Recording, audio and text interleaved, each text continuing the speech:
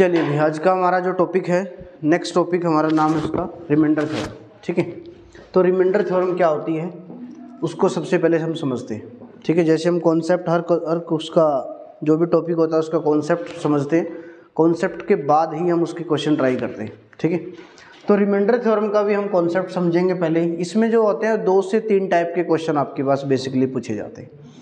Remainder theorem के नाम से कुछ आइडिया लग रहा है कि किस टाइप का ये टॉपिक होगा। रिमाइंडर है ना कहीं रिमाइंडर के ऊपर घूमेगा पूरा का पूरा, है ना कॉन्सेप्ट।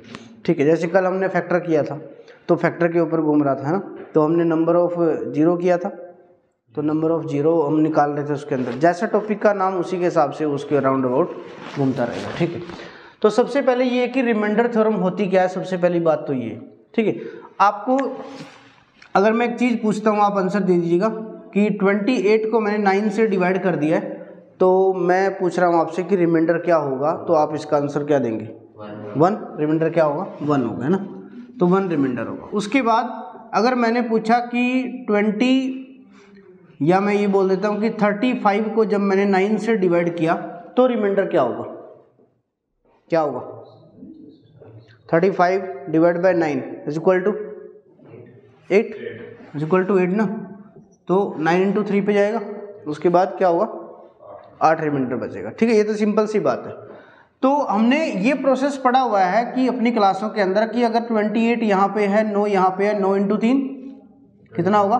27 और रिमाइंडर क्या हो गया? 1 हो गया। तो आपको ये भी पता है कि 9 को अगर मैं 3 से गुणा कर दूं और प्लस में क्या कर दूं? रिमाइंडर कर दूं, तो इसके बाद मेरे पास क्या मिल जाता है? 28 मिल जाएगा दोबारा से। यही प्रोसेस फॉलो होता है हमारा स्टार्टिंग से। ठीक है, लेकिन अगर मैं 28 को 9 से डिवाइड करता हूँ, दोबारा से करना चाह रहा हूँ मैं एक बार, तो इंटू में 4 तक लेके जाता हूँ, 9 इंटू 4, तो आंसर कितना आया? 36। अब मैं क्या करता हूँ, 28 में से 36 को माइनस करता हूँ, तो मेरे पास यहाँ क्या बचेगा? माइनस का 8 बचेगा। माइनस का 8 अगर बचा तो क्या दोबारा से वही प्रोसेस करने पे 28 आएगा? आएगा जी। 9 इंटू 4 36 प्लस माइनस का 8 तो क्या होगा? Is equal to 28। दोबारा से वही बन जाएगा। तो यहाँ से एक बात क्लियर होती है छोटी सी हमारे पास कि अगर हमारा रिमाइंडर नेगेटिव भी है तब भी हमारा काम चल सकता है कहीं ना कहीं। बट अगर एक्चुअल रिमाइंडर की हम बात करते हैं ना बेटा, वो हमारा एक्चुअल रिमाइंडर हमेशा पॉजिटिव ही रहेगा।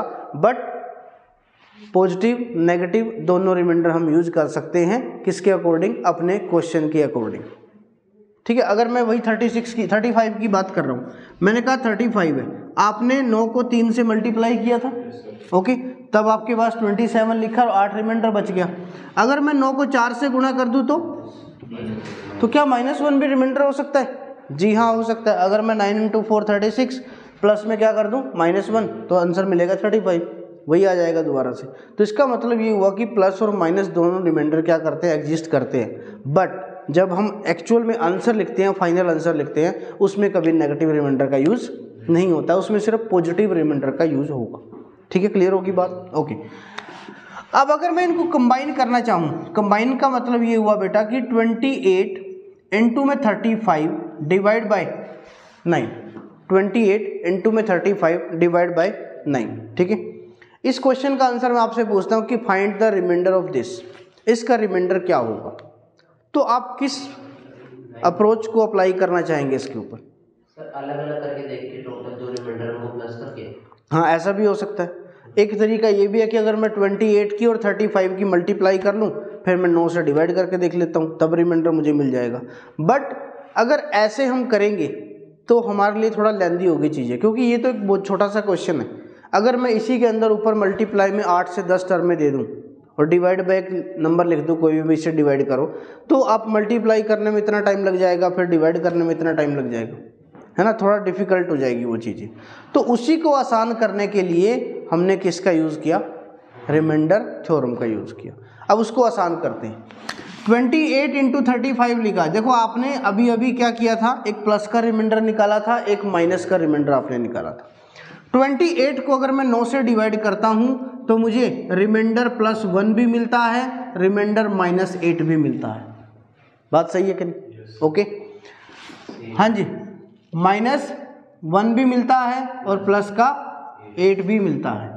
बात क्लियर हुई कि नहीं? ठीक है, कोई दिक्कत नहीं है यहाँ तक तो ओके। अब आंसर निकालने के लिए, एक्चुअल आंसर निकालने के लिए मैंने बताया कि लास्ट में तो हमेशा पॉजिटिव ही आएगा भाई।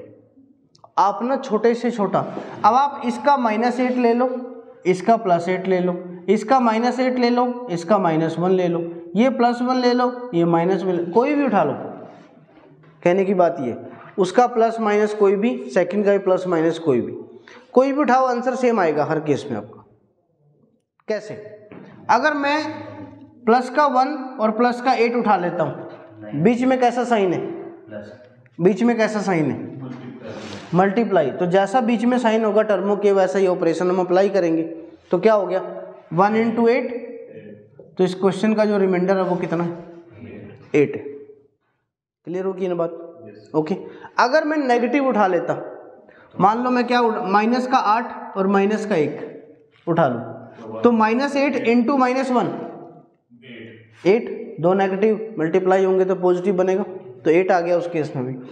अगर मैं ऐसा कर लूँ कि एक नेगेटिव उठा लूँ और एक पॉजिटिव उठा लूँ, तब क्या होगा? नेगेटिव। तो 1 × में -1 क्या होता है? -1 होता है। तो आंसर तो -1 आया जी, लेकिन एक्चुअल में जो आंसर होता है वो क्या होता है? पॉजिटिव होना चाहिए। ओके, क्लियर होगी बात? ओके। तो अगर यहाँ पे आंसर नेगेटिव आ जाता है तब की प्रोसेस क्या है? तब की प्रोसेस ये है कि जिस नंबर से हम इसको डिवाइड कर रहे हैं उस नंबर में से इतना ही हम क्या कर देंगे? कम कर देंगे। तो मेरे पास एक्चुअल में वही आंसर मिल जाएगा जो पहले मिल रहा था। बात क्लियर होगी? ठीक है ना?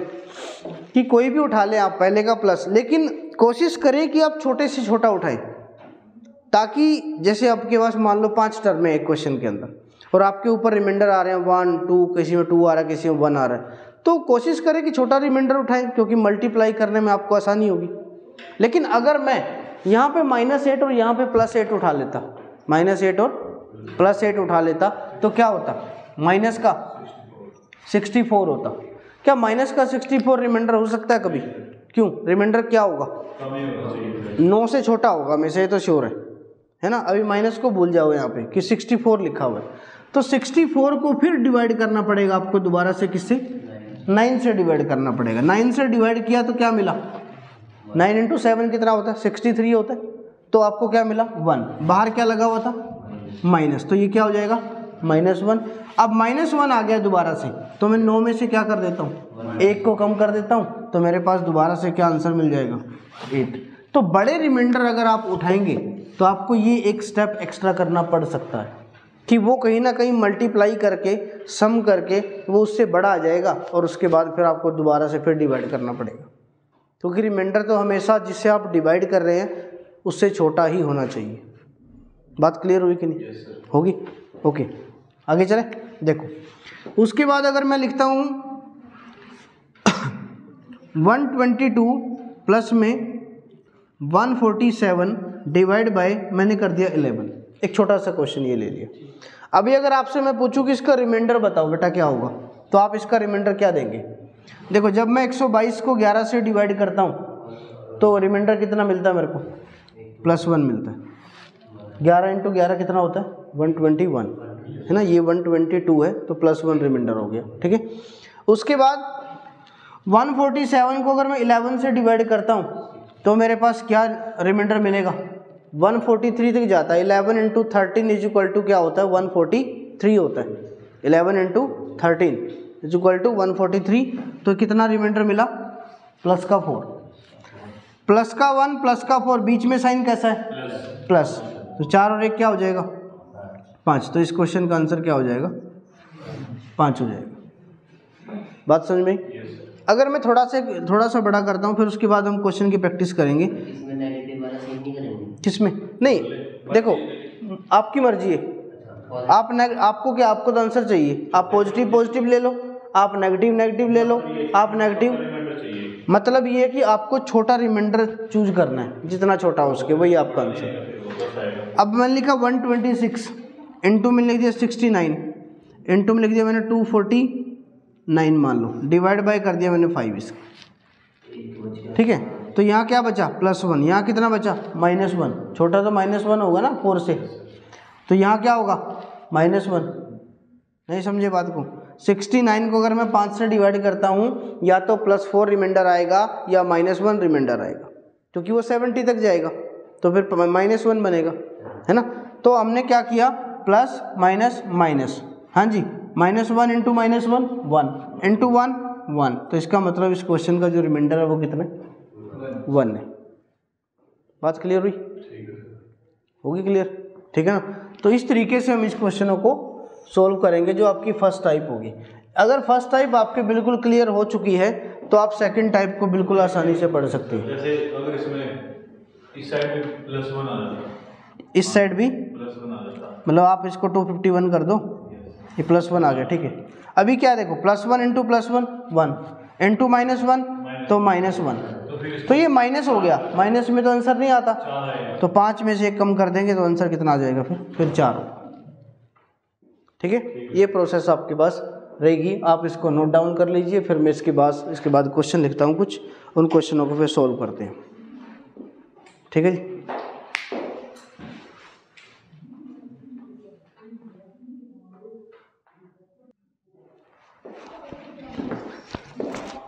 चलिए जी, देखिए बेटा इसको करते हैं सॉल्व हम, देखना इसको चल रहा है ना, ठीक। चलो पहला क्वेश्चन क्या है हमारे पास, सिंपल सा क्वेश्चन है, शायद आप लोगों का आंसर आ गया होगा कि कितना आंसर आएगा इसका। 23 × 2 में 34 डिवाइड बाय 9, 8 आएगा पक्का। तो क्या किया आपने -4, कुछ भी कर लें कोई दिक्कत नहीं है, माइनस का कर लो प्लस का कर लो, आपकी मर्जी हो तो, है ना। तो ये क्या हो गया -2 और -4 × -2 क्या होगा 8 बनेगा, तो इसका क्वेश्चन का आंसर क्या हो गया 8 हो गया, ठीक है जी, क्लियर, ओके। सेकंड क्वेश्चन पे चलते हैं अभी।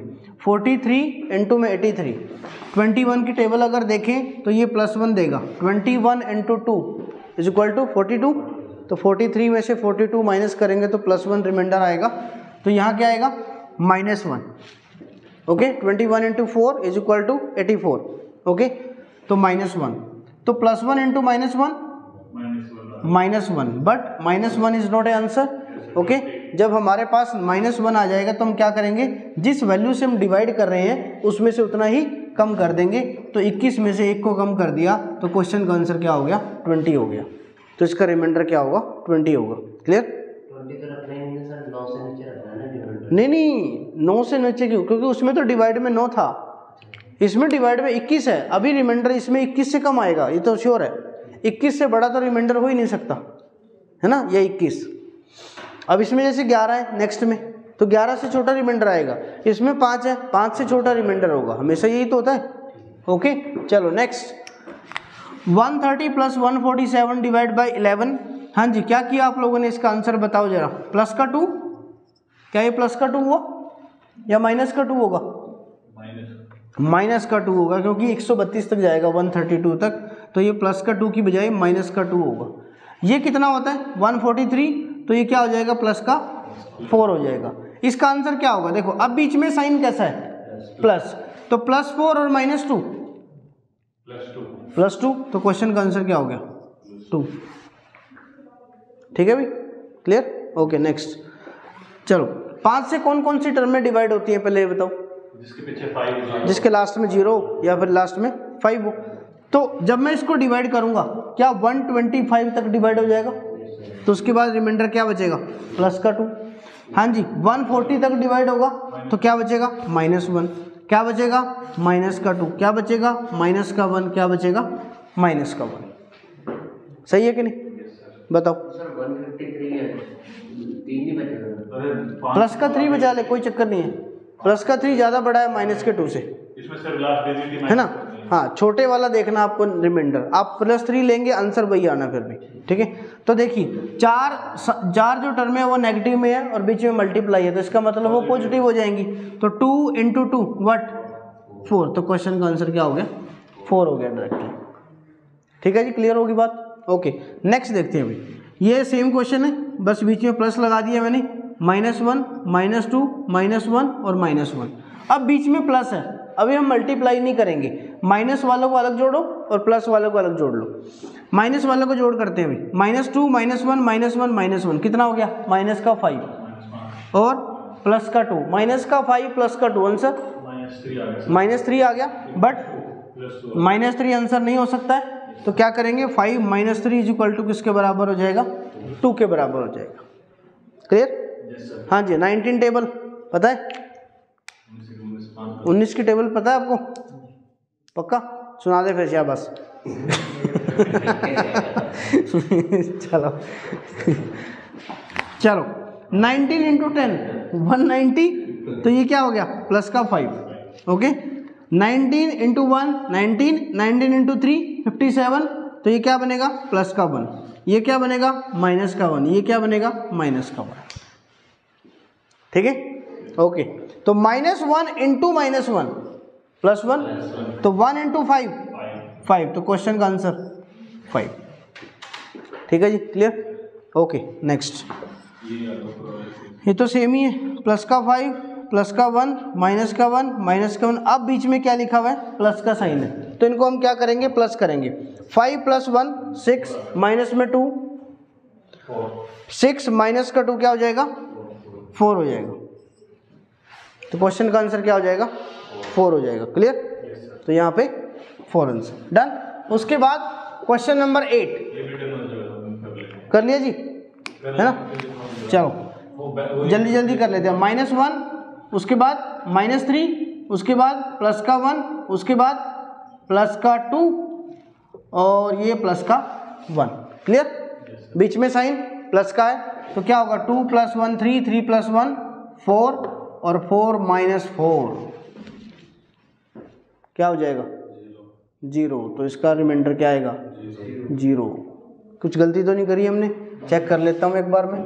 17 × 51 होता है, माइनस का 1 हो गया, 17 × 51 होता है, माइनस का 3 हो गया। ठीक है, तो 51 पे +1 हो गया, और 17 × 4 68, तो प्लस का 2 हो गया, और 17 × 2 34 होता है, प्लस का 1 हो गया। हाँ कोई गलती नहीं की है, 0 रिमाइंडर आएगा। ठीक है जी, हाँ इसमें समझते हैं, ये क्वेश्चन कर लो, ये आप लोग खुद से कर लेना। फिर देखो क्या है, ये क्या लिखा हुआ है, क्या समझाया था इसके बारे में, क्या होता है फैक्टोरियल, ये क्या होता है फैक्टोरियल होता है ना। तो ये फैक्टोरियल है, और आप लोगों को मैंने एक चीज़ बताई थी, अगर मैं 5 फैक्टोरियल को खोलूँ, बताओ 5 × 4 × 3 × 2 × 1, आंसर कितना बनेगा 20 60 120। क्या 5 फैक्टोरियल जो यहाँ पे होगा 120 वैल्यू देगा, 5 फैक्टोरियल 120 वैल्यू देगा, और मैं क्या कर रहा हूँ हर एक टर्म को डिवाइड कर रहा हूँ इससे, नीचे वाले टर्म से, तो मैं 120 को जब 10 से डिवाइड करूँगा तो ऊपर रिमाइंडर क्या लिखूँगा,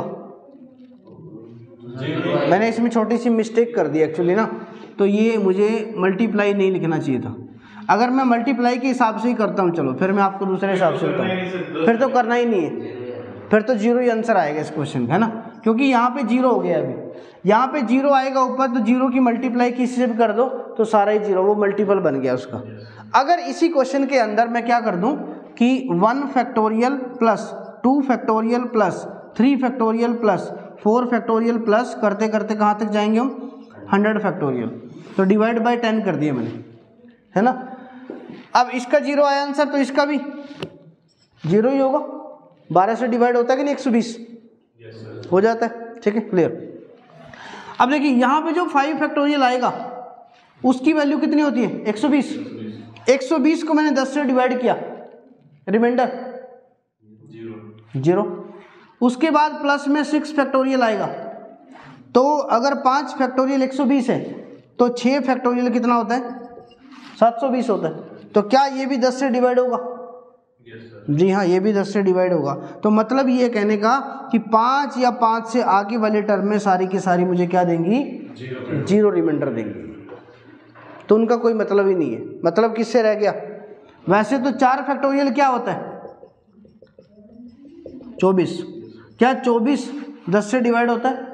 नहीं होता है। 3 फैक्टोरियल कितना होता है 3 × 2 × 1 कितना 6, तो 24 और 6। उसके बाद 2 फैक्टोरियल कितना होता है 2, 1 फैक्टोरियल कितना होता है 1, तो टोटल जो सम बचा मेरे पास सिर्फ वो कितना बचा हुआ है 33 बचा हुआ है, और 33 को जब मैं 10 से डिवाइड करूंगा तो मेरे पास जो रिमाइंडर आएगा वो कितना आएगा, 3 आ जाएगा। बात क्लियर हुई कि 5 फैक्टोरियल पे 0 रिमाइंडर है, तो 5 से बड़ा कोई भी फैक्टोरियल होगा तो उस पे 0 रिमाइंडर ही रहेगा, मतलब इसका वजूद ही खत्म हो गया। अब सिर्फ 4 फैक्टोरियल की बातें हमें करनी है। ओके, तो इस पे जब हम अप्लाई करेंगे इसको, अगर इसके डिवाइड में मैं 12 कर दूं तो क्या होगा, आंसर बताओ जरा। अगर इसके डिवाइड में मैंने 12 कर दिया, 120 हो गया, उसके बाद आंसर क्या होगा, रिमाइंडर क्या आएगा, तो फिर भी यही आएगा सर, 4 से नीचे वाले। हाँ, 4 फैक्टोरियल 24 होता है, क्या 24 12 से डिवाइड होता है? Yes sir. हो जाता है, तो इसका मतलब इसका वजूद भी खत्म हो गया।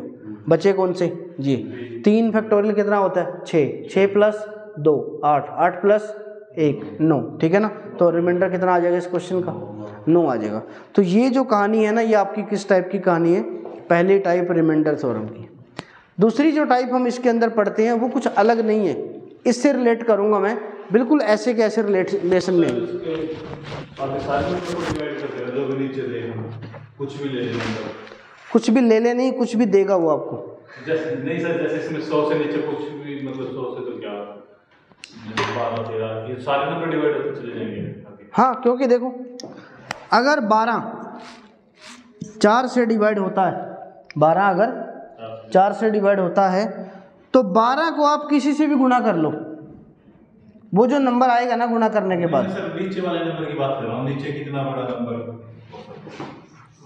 वो बड़ा नंबर कोई पता नहीं है कितना बड़ा होगा, लेकिन वो अकॉर्डिंग टू दिस होगा। जैसे यहाँ मैंने बड़े बड़े नंबर लिए हैं तो मैंने नीचे क्या ले लिया, 5 ले लिया, ताकि आप अब यहाँ पे इतने बड़े बड़े नंबर और यहाँ पे मैं दे दूँ आपको 29, तो वो तो कोई लॉजिक नहीं बनाना क्वेश्चन का। क्वेश्चन को बनाने का लॉजिक तो होना चाहिए ना, कि हाँ किस तरीके से आप उसको सोल्व कर पाएंगे, कुछ भी नहीं आएगा, इससे रिलेटेड आएगा। जैसे आप देखो 19 वाला आया था हमारा, कहाँ गया, 17 वाला था। ऐसे तो ये भी बड़े बड़े थे, लेकिन डिवाइड में उसने 17 दिया, क्यों, जानबूझ के कि 17 की टेबल पे ये कहीं ना कहीं वही +1 +2 +3 -1 -2 -3 ऐसे रिमाइंडर बचाएगा। जो टेबल ठीक होगी, जो समझ में आएगी वही चीज़ आएगी, ठीक है ना, क्लियर होगी बात। तो ये थी हमारी क्या, रिमाइंडर थ्योरम की पहली टाइप, और इसके अगले वाली क्लास के अंदर हम क्या करेंगे, अपनी रिमाइंडर थ्योरम की सेकंड टाइप को कंटिन्यू करेंगे। तो आज के लिए इतना ही।